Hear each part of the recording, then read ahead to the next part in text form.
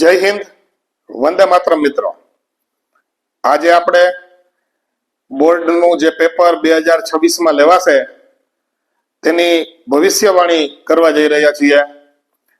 તો આ પ્રશ્નો જે હું તમને જણાવી રહ્યો છું એ બધા પ્રશ્નો તમારે 2026ની જે બોર્ડની પરીક્ષા છે તેના માટે ખાસ તૈયાર કરવાના છે.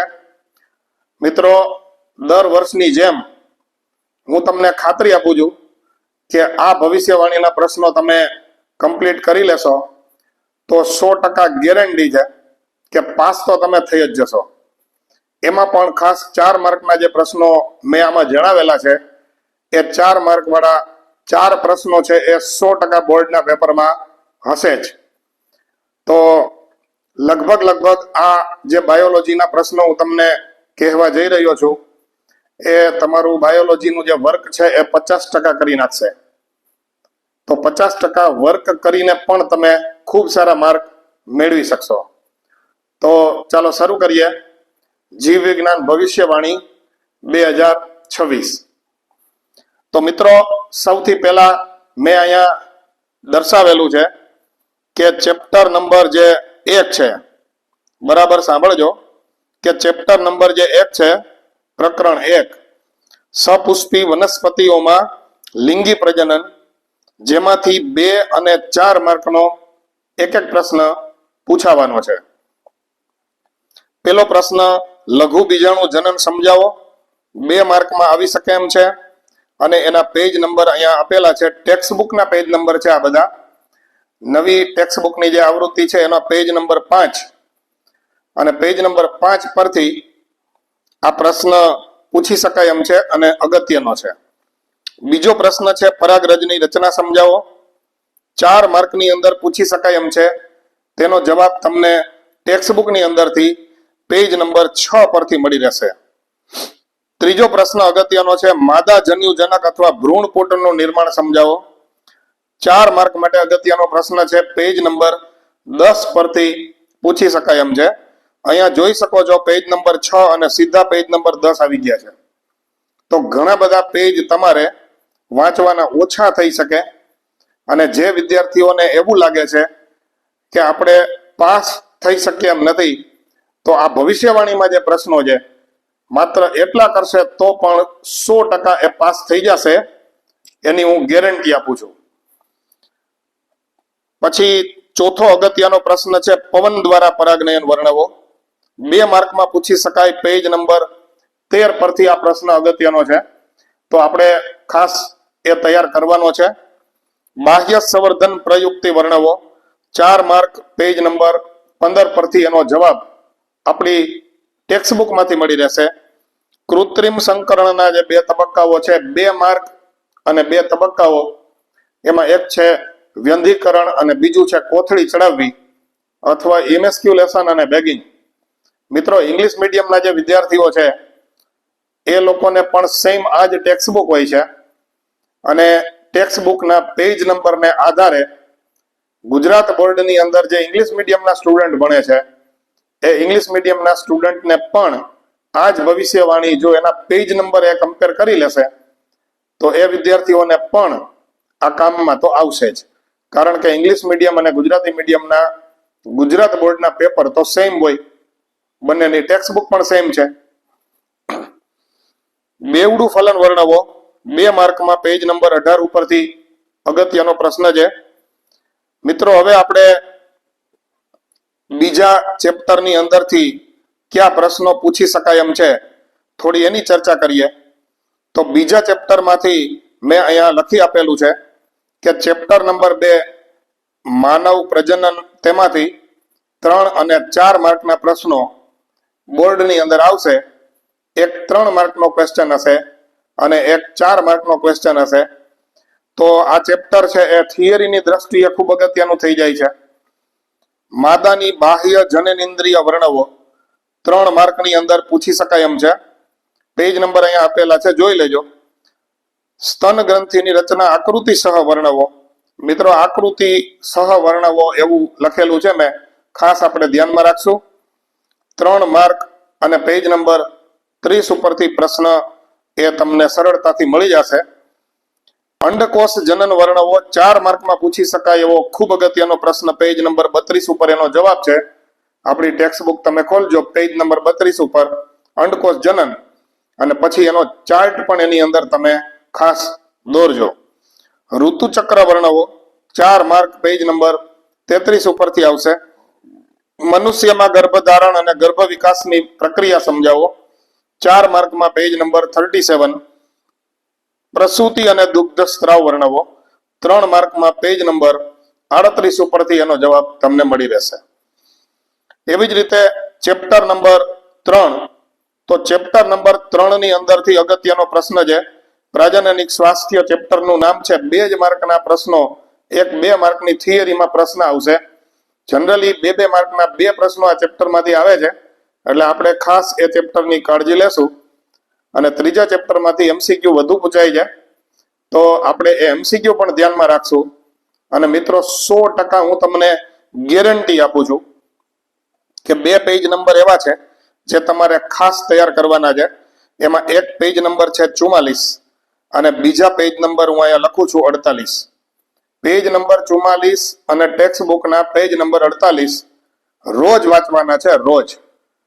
આ 2 પેજમાંથી એમસીક્યુ હશે અને હશે જ. પછી એ એક્ઝામ બોર્ડની હોય, ગુજકેટની હોય કે નીટની હોય, આપણી ગેરંટી છે કે પેજ નંબર 44 અને પેજ નંબર 48 માંથી જો એમસીક્યુ ના પૂછાય તો મારે બાયોલોજી ભણાવવાનું છોડી દેવું છે. હવે આટલી હું ગેરંટી આપતો હોય તો વિદ્યાર્થીઓએ ખાસ કાળજી શું લેવી પડે કે પેજ નંબર 44 અને પેજ નંબર 48 અને હજી એક પેજ નંબર કહી દઉં છું, પેજ નંબર 153. ટેક્સ્ટ બુકના આ 3 પેજ તો દરેક વિદ્યાર્થીઓએ રોજ વાંચવાના છે, કારણ કે એ 3 પેજમાંથી તો એમસીક્યુ હશે અને હશે જ. મિત્રો એ ઉપરાંત બીજો પ્રશ્ન અગત્યનો છે, ગર્ભ અવરોધન માટેની અવરોધ પદ્ધતિ 2 માર્કમાં પેજ નંબર 44 પરથી. અને એમટીપી બોલે તો મેડિકલ ટર્મિનેશન ઓફ પ્રેગ્નન્સી 2 માર્કની અંદર પેજ નંબર 46 પરથી પૂછાય એવા અગત્યના પ્રશ્નો છે. મિત્રો આ પ્રશ્નો ખાસ તમે વારંવાર વાંચજો. અને એમાં પણ જ્યારે એન્ડ ટાઈમ હોય, માનો કે આપણે બાયોલોજીનું પેપર છે એની આગળ 3 થી 4 દિવસની રજા છે, તો એ રજાની અંદર આ પ્રશ્નો તો ખાસ તમારે વાંચવાના છે. આનુવંશિકતા અને ભિન્નતાના નિયમો ચેપ્ટર નંબર 4 છે, એમાંથી એક 2 માર્કનો અને એક 4 માર્કનો પ્રશ્ન આવી શકે એમ છે. પ્રભુતાનો નિયમ 2 માર્કમાં પેજ નંબર 59 પર. ટેક્સ્ટ બુકની અંદર એનો જવાબ સરળતાથી મળી રહેશે. અપૂર્ણ પ્રભુતા ચાર્ટ સાથે વર્ણવો સ્નેપડ્રેગન વાળો જે પ્રશ્ન છે 4 માર્કમાં પેજ નંબર 60 ઉપર તમને મળી રહેશે. ઘણી વખત એવું થાય છે, એક વખત અપૂર્ણ પ્રભુતા બોર્ડમાં પૂછેલો હતો, પરંતુ એને પ્રશ્નને ફેરવીને પૂછેલો હતો. તો પ્રશ્ન બરાબર આપણે વાંચવાનો છે, વિચારવાનો છે અને શું લખવાનું છે એ બરાબર ધ્યાનમાં રાખવાનું છે, તો આપણને માર્ક મળી શકે. તમે એક શબ્દ 2 શબ્દ સાચા લખશો ને પેપરમાં તો પણ એના માર્ક તમને મળે છે. મિત્રો હું વર્ષોથી બોર્ડના પેપર ચેકિંગની કામગીરીમાં જાઉં છું, એટલે મને ખબર છે કે બોર્ડની અંદર જે પેપરો ચેક થાય છે એ ખાસ તો શબ્દોને આધારે ચેક થાય છે. જે પ્રશ્નની અંદર મેઇન જે શબ્દો આવતા હોય એ શબ્દોની નીચે તમારે શું કરવાની હોય છે, તો કે ખાસ 2 લીટી કરવાની હોય, જેથી પેપર ચેક કરનાર વ્યક્તિ છે એનું કામ સહેલું થઈ જાય અને તમને સારા માર્ક મળી શકે. સહલગ્નતા અને પુનઃ સંયોજન 4 માર્કમાં પેજ નંબર 67 પરથી. બહુજનીનિક વારસો 2 માર્કમાં પેજ નંબર 69 પરથી. મધમાખીમાં લિંગ નિશ્ચયન 4 માર્કમાં પેજ નંબર 71 ઉપર એનો ચાર્ટ અને એનો જવાબ છે તમને મળી જશે. હિમોફિલિયા 2 માર્કમાં પેજ નંબર 74 અને થેલેસેમિયા 2 માર્ક માટે પેજ નંબર 75 પરથી એકદમ ઇઝીલી તમને એનો આન્સર મળી શકે એમ છે. મિત્રો ખાસ ધ્યાનમાં આપણે રાખવાનું છે કે text book line to line જોવાની છે, એની દરેક આકૃતિ જોવાની છે અને આકૃતિનું વારંવાર રિવિઝન કરવાનું છે. હવે અત્યારથી તમે આકૃતિ રોજ એક ચેપ્ટરની જોવાનું શરૂ કરશો તો પરીક્ષા સુધીમાં 2 વખત દરેક ચેપ્ટરની આકૃતિ, એના નામકરણ એ ખાસ તમારે તૈયાર કરવાના છે. મિત્રો, 5મું ચેપ્ટર છે આનુવંશિકતા, એનો આણ્વીય આધાર. એમાંથી એક 2 માર્કનો, એક 3 માર્કનો અને એક 4 માર્કનો પ્રશ્ન આવશે. તો આ ચેપ્ટરમાંથી પણ થિયરી ઘણી છે, પણ તમે કદાચ એ થિયરી ન કરી શકો અથવા તો તમને જો ચેપ્ટર અઘરું લાગતું હોય તો એ આપણી જે પેપર સ્ટાઇલ છે એ પેપર સ્ટાઇલની અંદર જનરલ વિકલ્પ છે, તો એની અંદર એ પ્રશ્નો ઓપ્શનમાં નીકળી શકે એમ છે, તો એમાં એનો તમે લાભ લઈ શકો એમ છો. ડીએનએની બેવડી કુંતલમય રચનાની ખાસિયત 2 અથવા 3 માર્કની અંદર પેજ નંબર 81, મધ્યસ્થ અથવા પ્રસ્થાપિત પ્રણાલી 2 માર્કમાં પેજ નંબર 82 પરથી, ડીએનએ કુંતલનું પેકેજિંગ 4 માર્કમાં પેજ નંબર 83 પરથી પૂછી શકાય એમ છે. મિત્રો, આ વિડીયોની જે બધી સ્લાઇડો છે, આ લખાણ છે, એનો તમે સ્ક્રીનશોટ લઈ લેજો. એટલે સ્ક્રીનશોટ તમે લઈ લેશો તો બેનિફિટ એ થશે કે તમે સરળતાથી પછી તમારી ટેક્સ્ટ બુકની અંદર એ શું કરી શકશો તો કે આઈએમપી કરી શકશો.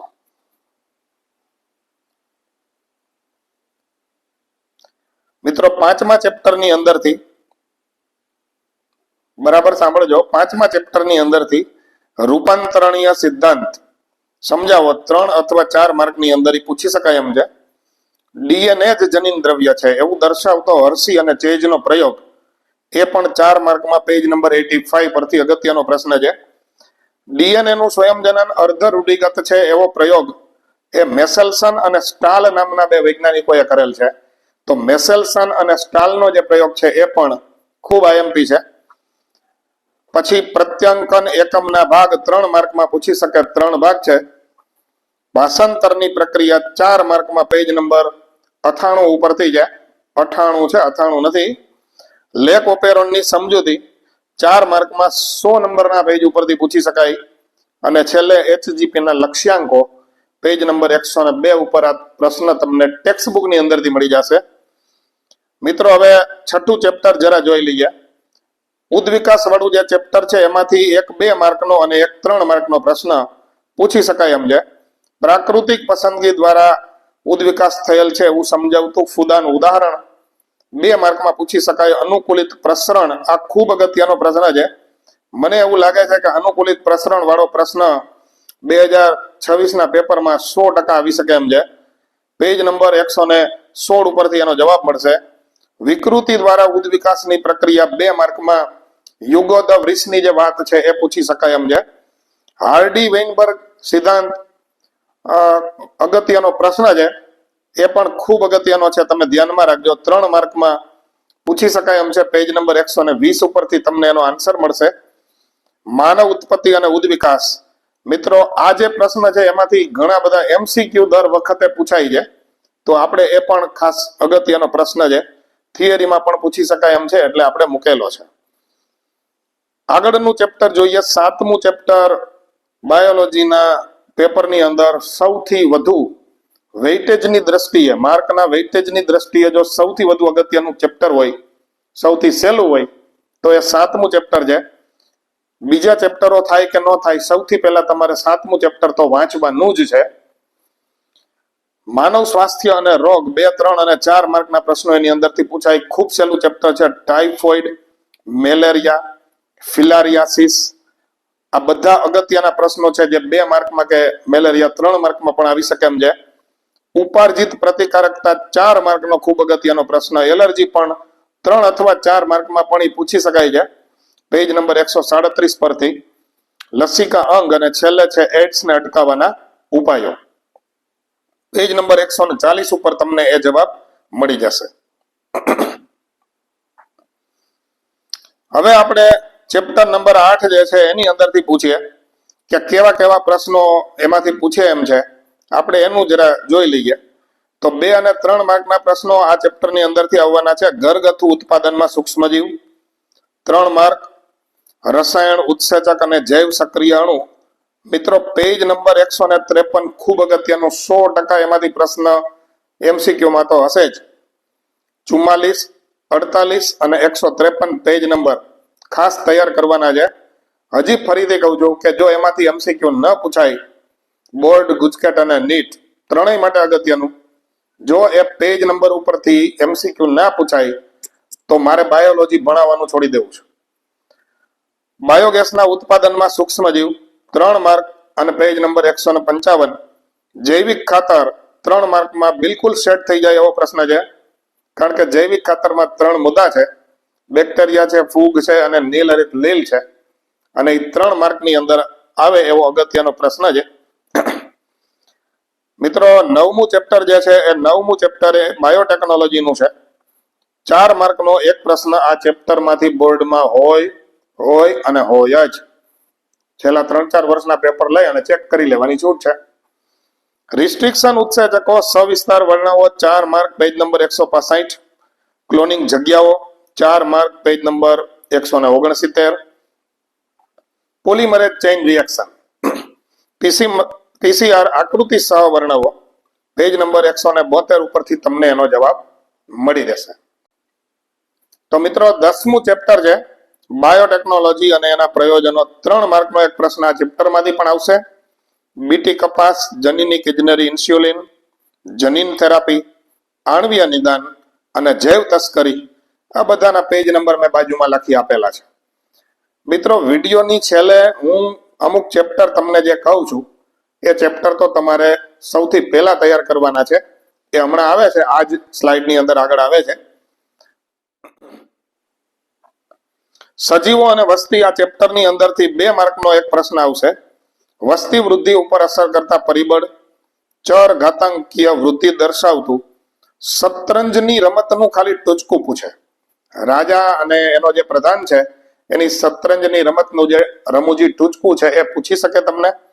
સંભાવ્ય વૃદ્ધિ 2 માર્કની અંદર આવે.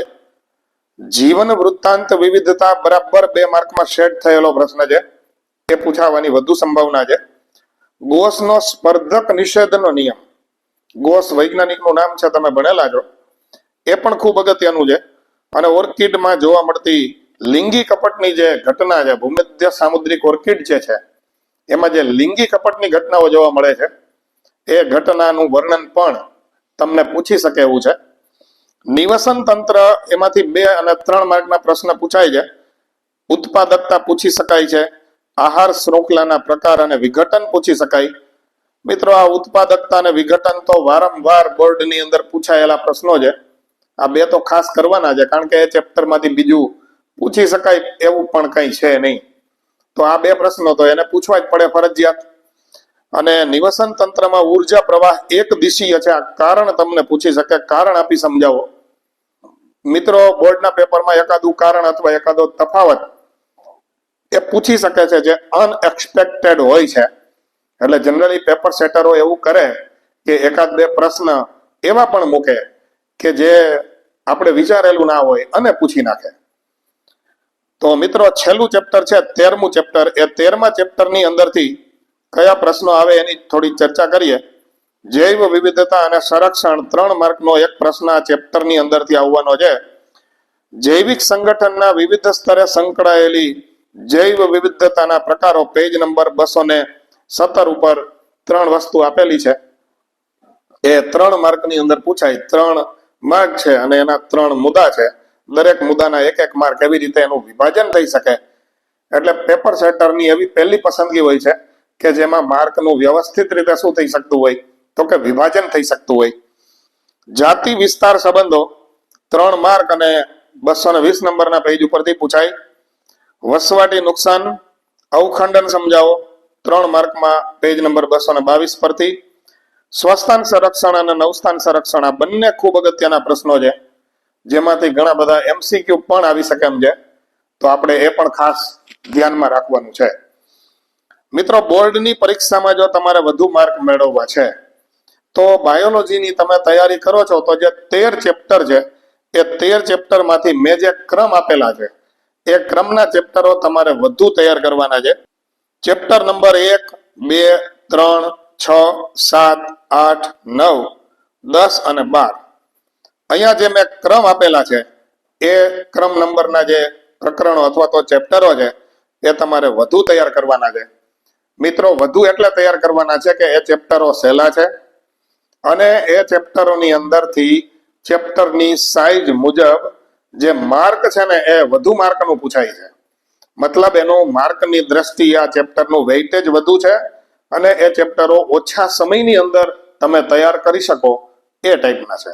એટલા માટે આ ક્રમ મેં આપેલો છે. તમે અહીંયા જોઈ શકો છો 3 ને 3 6 ને 3 9 ચેપ્ટર ટોટલ મેં આપેલ છે. તો કુલ 13 ચેપ્ટરમાંથી જે વિદ્યાર્થીઓ માત્ર આ 9 ચેપ્ટર કરશે ને એ પણ 100% ગેરંટી છે કે પાસ તો થઈ જ જશે.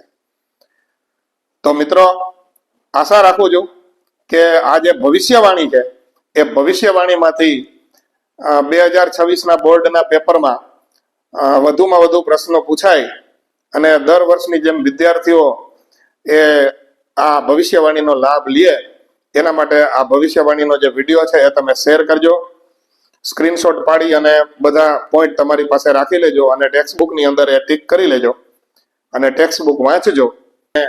બોર્ડની એક્ઝામ માટે બધા વિદ્યાર્થીઓને બેસ્ટ ઓફ લક. આવજો મિત્રો, ફરી મળીશું, સાથે મળી અને આવા જ અવનવા વિડીયો આપણે તમારી સમક્ષ રજૂ કરશું. તો જય હિન્દ, વંદે માતરમ.